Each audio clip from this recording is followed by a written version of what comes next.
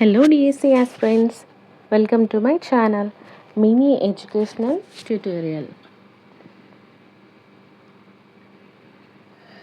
ఈరోజు మనం 8th class text book నుండి సోషల్ ఫస్ట్ లెసన్ చెప్పుకుందామండి. ఇంపార్టెంట్ నోట్స్ తయారు చేశాను.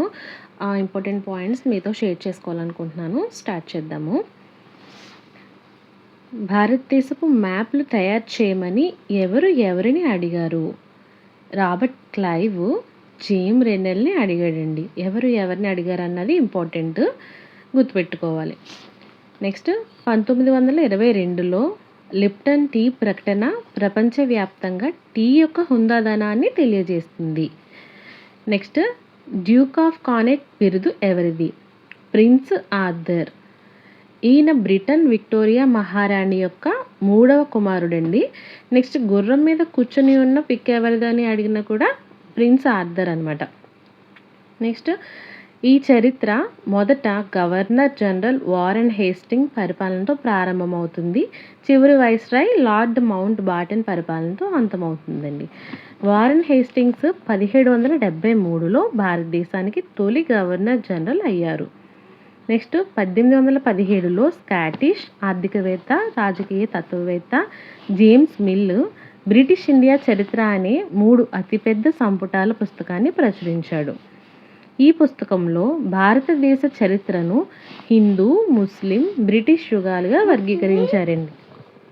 జేమ్స్ మిల్కు ఆసియా సమాజాల నాగరికతల స్థాయి ఐరోపా వారి కంటే తక్కువ స్థాయిలో ఉన్నాయనే అభిప్రాయం ఉండేది.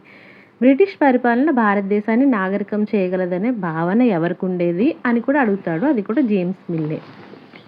భారత ప్రజలు విజ్ఞానవంతులుగా సుఖ సంతోషాలతో జీవించడానికి భారతదేశంలోని అన్ని భూభాగాలను బ్రిటిష్ వారు జయించాలని, బ్రిటిష్ సహాయం లేకుండా భారత అభివృద్ధి చెందలేదని మిల్ అభిప్రాయపడ్డాడు. నెక్స్ట్ వలసవాదం. ఒక దేశం వేరొక దేశాన్ని లొంగదీసుకోవడం ద్వారా ఆ దేశంలో రాజకీయ, ఆర్థిక, సాంఘిక, సాంస్కృతిక మార్పులు వస్తాయి. దీనినే వలసవాదం అంటారు. నెక్స్ట్ 19వ శతాబ్దం చివరి నుంచి ప్రతి 10 సంవత్సరాలకు ఒకసారి జనాభా లెక్కలు జరుపుతున్నారండి. అదేవిధంగా ఢిల్లీలో 2000 మందికి పైగా పోలీసులు వారికి ఇస్తున్న వేతనాలు, నాసిరకం ఆహారాలకు నిరసనగా గురువారం ఆహారం తినకుండా సమ్మె చేశారు.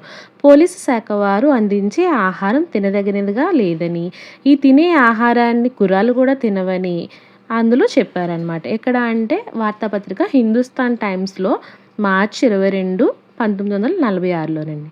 మీకు ఇటువంటి వీడియోస్ ఇంకా కావాలంటే కామెంట్ చేయండి. Thank you for watching.